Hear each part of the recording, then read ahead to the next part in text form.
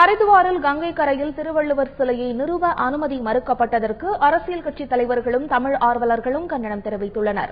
கங்கை கரையில் வைப்பதற்காக எடுத்துச் செல்லப்பட்ட திருவள்ளுவர் சிலை உரிய இடத்தில் நிறுவப்படாமல் தற்போது மூடப்பட்டுள்ளது. இதற்கு விடுதலை சிறுத்தைகள் கட்சித் தலைவர் திருமாவளவன் கடும் கண்டனம் தெரிவித்துள்ளார். சிலையை நிறுவ உத்தரகண்ட் அரசு வேண்டிய ஏற்பாடுகளை செய்ய வேண்டும் என கவிஞர் வைரமுத்துவும் வலியுறுத்தியுள்ளார்.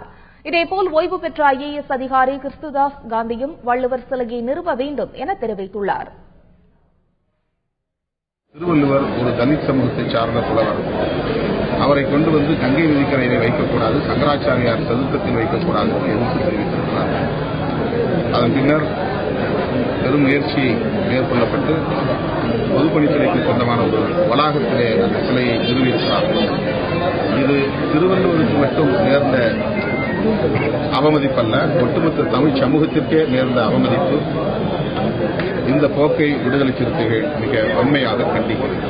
திருவள்ளுவருக்கு ஹரித்துவாரில் உரிய இடத்தை மாநில அரசு ஒதுக்கித் தர வேண்டும். உத்தரகாண்ட் அரசு நல்ல இடத்தை ஹரித்துவாரில் ஒதுக்கித் தர வேண்டும். உத்தரப்பிரதேச அரசு அதை காத்துத் தருகிற பொறுப்பையும் ஏற்றுக்கொள்ள வேண்டும்.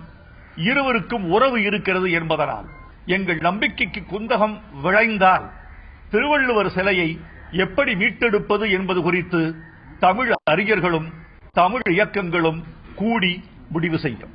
வெறும் கங்கை தான் இந்த வள்ளுவருக்கு ஏதோ அவர்களை ஒதுக்கி வைக்கிறார்கள் என்று இந்த தமிழ்நாடே வள்ளுவரை இப்படியாகத்தான் ஒதுக்கி போயிற்று. அவருடைய அடையாளத்தை சொல்லாமல் போனது இந்த தமிழ்நாடுதான். எப்பொழுது ஒரு பட்டியல் இனத்தவரை ஐயன் வள்ளுவன் என்று அடையாளப்படுத்த வேண்டும் என்று இந்த ஆட்சி சொல்லிற்றோ, இந்த தமிழ்நாடு சொல்லிற்றோ, அப்பொழுதே வள்ளுவருக்கு கலர் பூசி விட்டார்கள்.